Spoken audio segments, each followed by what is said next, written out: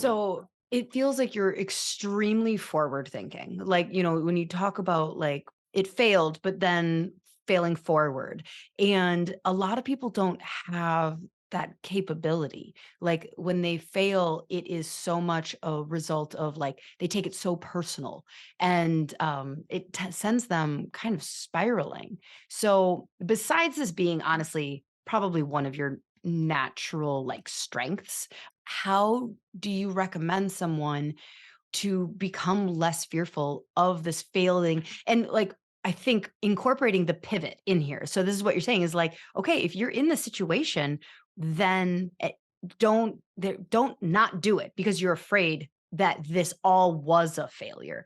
Don't like stick in a situation where you're like, well, if I leave, then I'm a fail as a chiropractor. Like, how do you help that mindset become more forward thinking and not view it as a failure?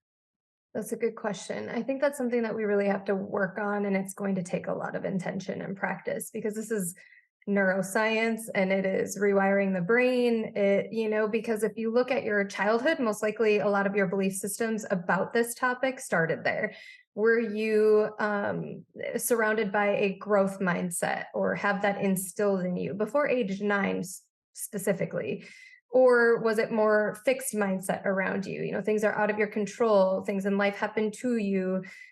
Fortunately, I had a mindset at a young age that even if I wasn't good at something, if I was passionate and intentional, that I was going to look really bad when I did it. I was going to, I got over the embarrassment and the paralyzation of fear that those uncomfortable feelings that people feel when they try something new.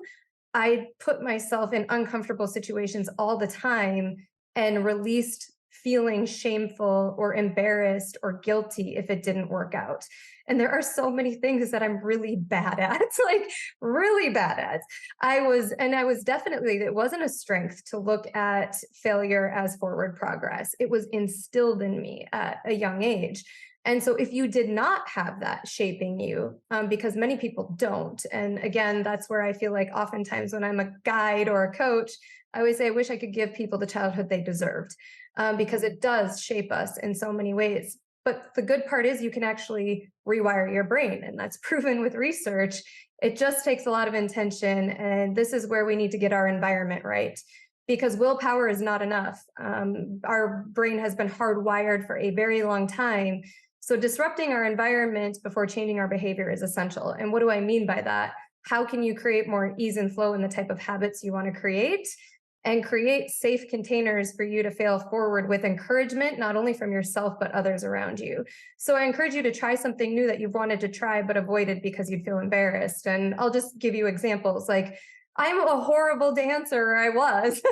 And I was like, I'm going to try dance classes because it's super uncomfortable for me. And there's certain things of being in my body, like at a younger age, that I was not allowed to do in a very strict, environment. So I had to find ways to like get that out of me and get that kind of like new embodiment of who I wanted to be.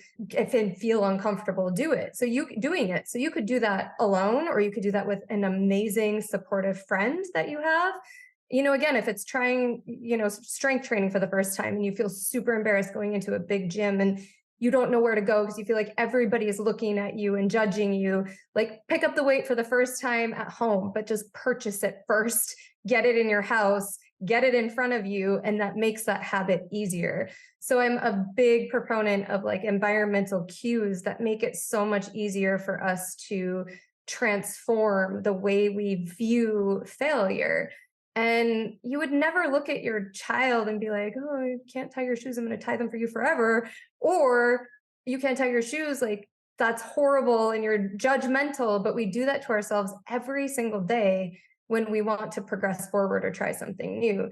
Even, just a simple interview like this might be hard for a lot of people, but it's just practice and repetition, just like anything else. Like keep repeating and repeating and repeating the environment of feeling uncomfortable. And suddenly it shapes you to get excited about trying something new.